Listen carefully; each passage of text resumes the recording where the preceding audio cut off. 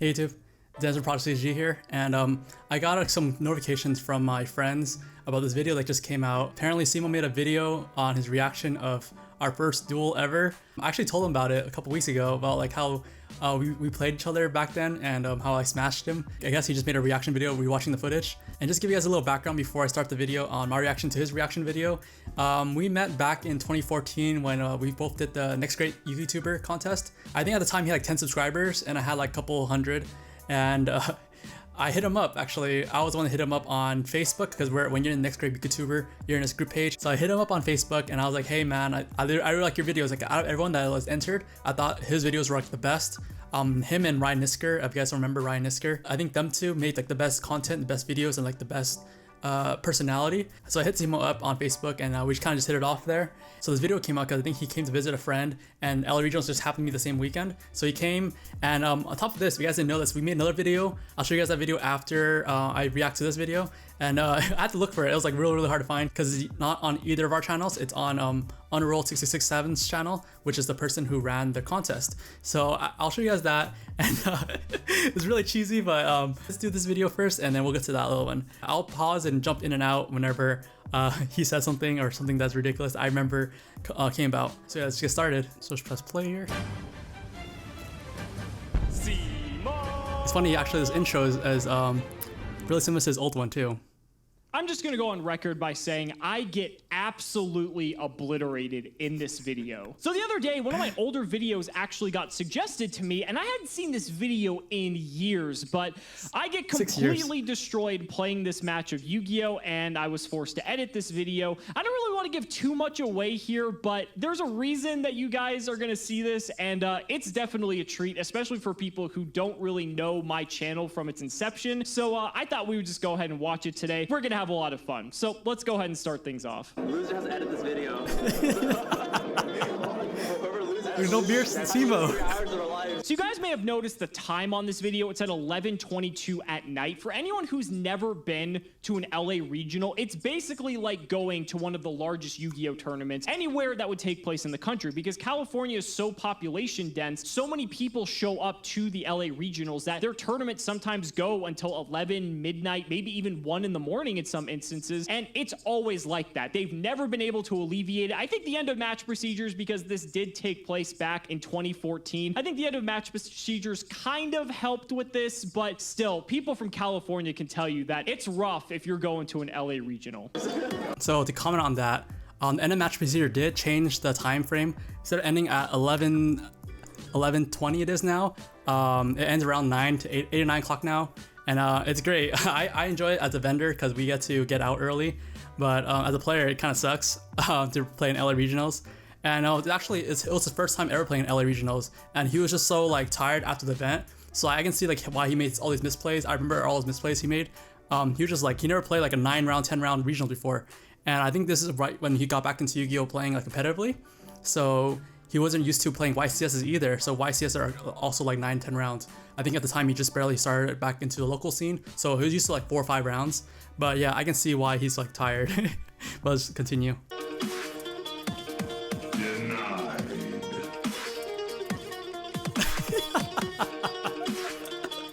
Too slow. Doesn't even shake my hand. No respect. This is a man who already knows he's about to obliterate me, and so he's like, oh, I'm not gonna shake his hand, whatever. I don't even know why we were shaking hands in retrospect. It's like, we're friends. It's like we already knew each other, and you know, I guess good sportsmanship maybe. I don't know, but you know, Dennis, you know, fuck you for not shaking my hand. So a little recap on that. So you just said right there, you never shake your hands before a match. Like I never do, unless it's like in the finals, you maybe shake hands. There's good luck because you know whoever gets first place gets the bigger prize. But like this is like for friendly. Like you never shake each other's hand. And in my defense, I did purposely not shake his hand. I was looking through my deck because I think I was side decking those last rounds. I had to cut my side deck. I was like wasn't focusing on his he stick his hand out. So I was looking at my deck. So you know I didn't see his hand. I think Bowie was recording. If you guys know who Bui is, he's like one of people on my staff. He was recording this video and he's like, Dennis. And I'm like, what? And they go, shake his hand. I'm like, oh crap, okay. So I shook his hand out. I took my hand out and then I was like, no, too slow. As a joke, but he wasn't having it, you know? All in good fun. And actually, this is our first time ever meeting in person after talking to each other on Facebook Messenger for like about 2-3 months now. So it was our first time ever meeting in person. And yeah, it was the start of something new, you know? It was great. So let's continue the video. Some cherry so broken, man. Stack.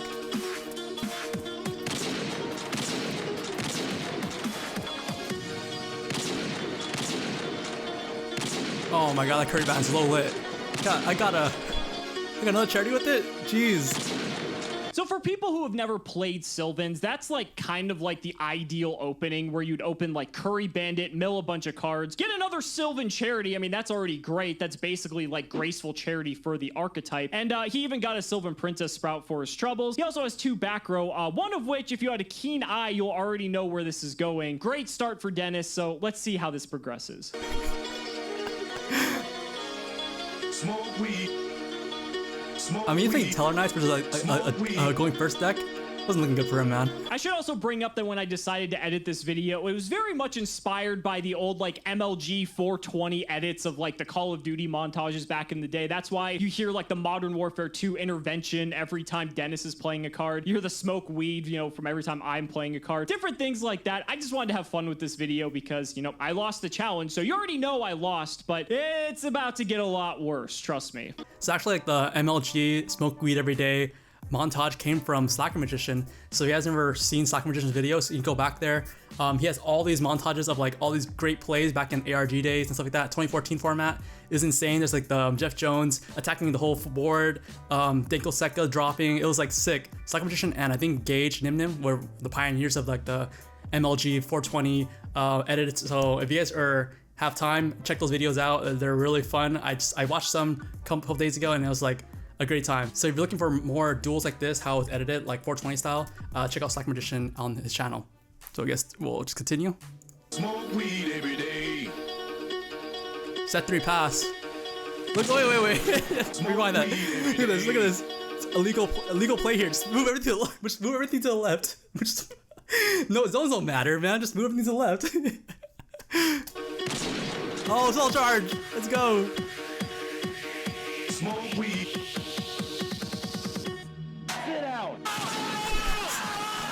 Man, the hell is broken? A double soul charge? I opened double soul charge. That's crazy. Yeah.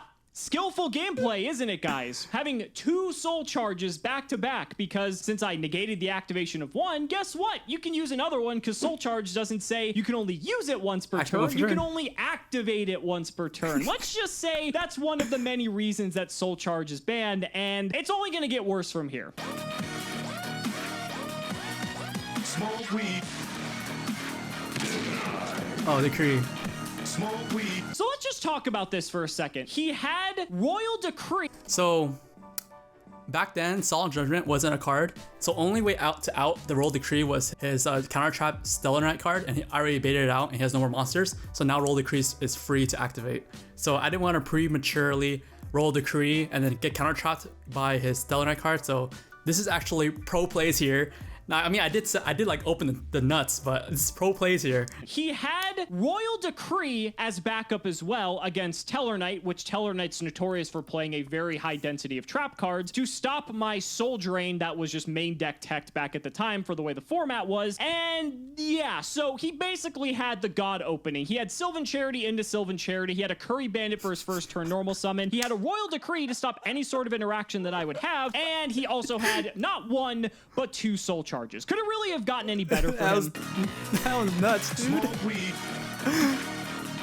Oh, the Chalice. Yeah, it could have, because he also happened to have main deck Forbidden Chalice for my Deneb that I just so happened to luckily get off of my Call of the Haunted so that I'd have something to defend me, but it's just going to keep going downhill from here. So if you guys ever seen any of my other deck profiles, I play Chalice in like a majority of them. Especially my ABC Brilliant deck. We both played Chalice. We pioneered that deck together too. I just think Chalice is just a good card since forever, and I think that's my Starfoil one that I'm playing right there. Yeah, so I'm a big fan of Chalice. Yeah, let's continue.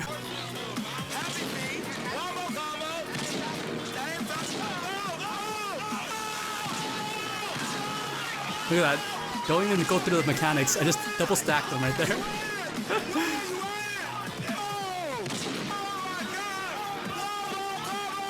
I put the token before I even detached.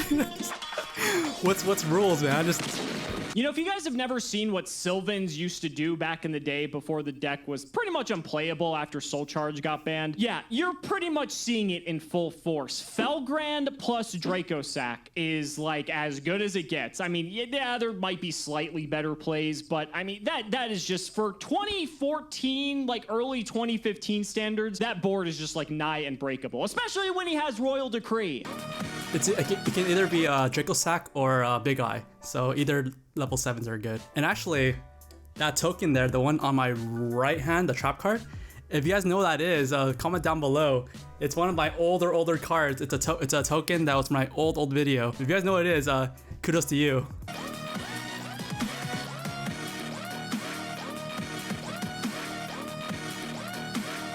Smoke weed. I cannot tell you how much it hurt to see that Vanity's Emptiness there. In all fairness, he did have Royal Decree, so it wasn't going to matter. Probably not. But yeah, this was also when Vanity's Emptiness was legal. Not much more to say. It's like when you draw the hand trap for turn and you didn't open any hand traps and your opponent just like full comboed on you. That's basically the same thing. Smoke weed. He popped duality. Smoke weed. I think he was trying to trigger me. So for anyone who's not familiar with Teller Knight, after activating Duality, which you are not allowed to special summon, I normal summoned a copy of Vega in attempts to special summon a copy of, looked like Unuklahai, but I'm not 100% sure. And yeah, you can't do that. I think I was just so tilted at that point at the fact that he had opened just absolutely broken against me. And it was also 11 o'clock at night, but no words, I was already dead anyway. I think I was just trying to salvage any possible hope that I could, and that just wasn't happening. Like, let's be honest here. If my hand is Vega Unuklahai 2 back row, what am I really accomplishing under Royal Decree in the face of Felgrand Dracosac? Literally nothing. Yeah. Once I made the Felgrounds over, because Teller Knights, they can't recover from that because they need their normal summon effect to go off. His only line of play here was to go Trigger and return on the whole board, but I had the Felground for the Trigger, so yeah, there's not much he can do here. Another Sylvan Charity, by the way. He has had 3 charities in one turn? That's insane.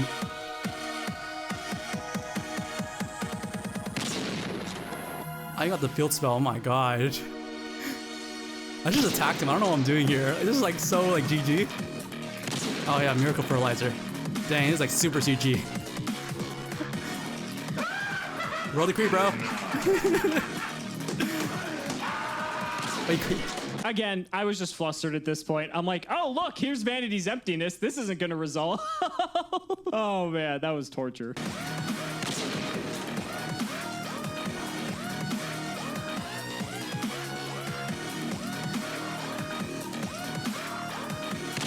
Oh, you have Blaster too? Oh my god. Blaster's the card. Yep. That about sums it up. That's the story of how I got completely decimated and bodied by one of my good friends 6 years ago. We're still good friends to this day, which is pretty cool. Fun fact, that's what I used to look like 6 years ago. I guess it's kind of crazy what 6 years can do to a person. But nonetheless, I don't know. There was something about this that was just fun to watch, to kind of just revisit this experience. I think all of us might have those duels that we've had with our friends back in the day that were really just fun to have, and we might remember them for one reason or another. Even if I hadn't had this on video, I still would have remembered it just because it was an absolute thrashing, and we tend to just remember those times, both when we're in the driver's seat and when we're getting bodied as well. I don't know. I just thought it'd be a fun little video to share with you guys, and you'd probably appreciate me getting totally and utterly wrecked, and you know, that's always good for a laugh. So guys, that's gonna wrap up the video. Thank you guys so much for watching as always, and we will see you next time. So funny enough, actually, that was our only time ever playing on video, on camera. I don't think we ever played again, like officially. So I want to know, man, if you ever want a rematch, call me out. I haven't played Yu-Gi-Oh so long, but anyways, I was reading some of the comments earlier. A lot of people were debating on the token that I sent out, and it was a Goku or Goten. It's a Goten card. It's from the Dragon Ball CCG game. It's not the game that you guys see nowadays in 2020 It's the game prior to this. So this game actually failed to launch. This game was pretty similar to Naruto CCG. Same mechanics, everything in that, same creators. But yeah, this game failed to launch. I think it only had like 2 sets and then it died off, and then they made another Dragon Ball game. It's a Goten token, guys. And this is the other token that I had. It's a piece of paper. It's a Heineken token. So funny enough, I had this as like in front of a card, and I got deck checked, and they told me to take this out of my deck. And just because it's alcohol for some reason, I just put it behind my Digimon card, just because it's like one of my memento cards. So if you guys ever deck check me, don't check behind my tokens because it's behind there. But if you guys can tell me where that token came from, comment down below and I'll give you a thumbs up for remembering. If you're an OG fan, you'll know what it is.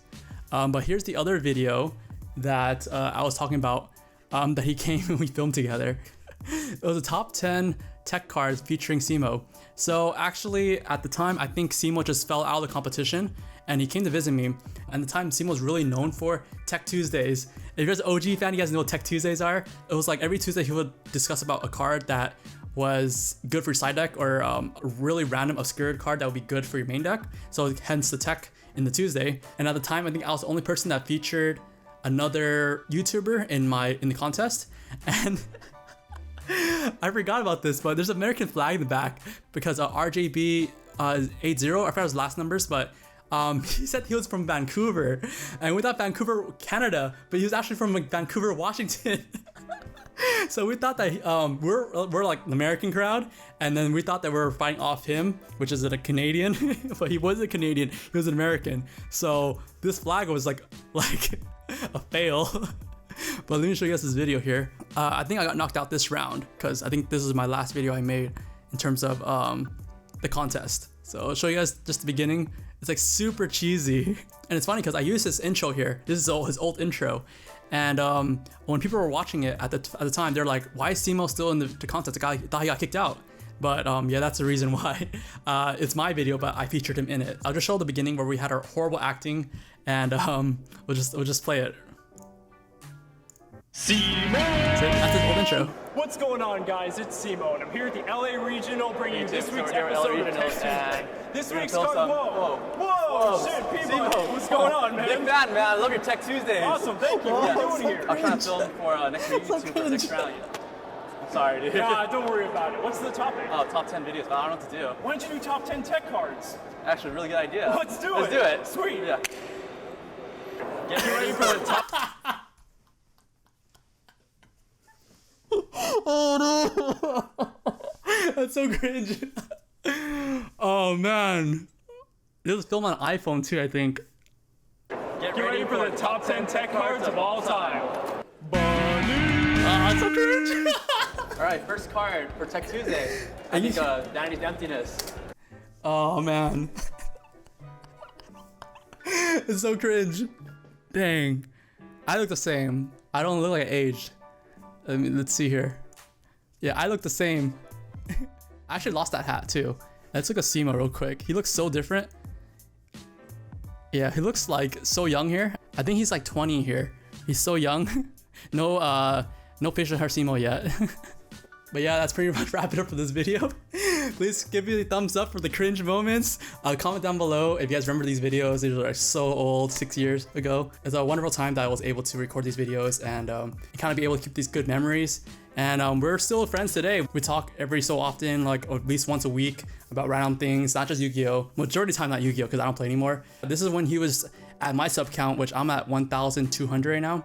And he's like 200 times more than what I am. So 6 years from today, he grew that big, and I kind of stopped making YouTube videos and opened up my own shop. So, you know, we kind of skewed away, but we're still really, really good friends. I'm glad that I joined the Next Great YouTuber just because I was able to meet him. And yeah, that's pretty much it for the video. Please like the video, subscribe to the channel if you guys haven't done so, ring the notification bell for all the updates, and I'll see you guys in the next one. Bye.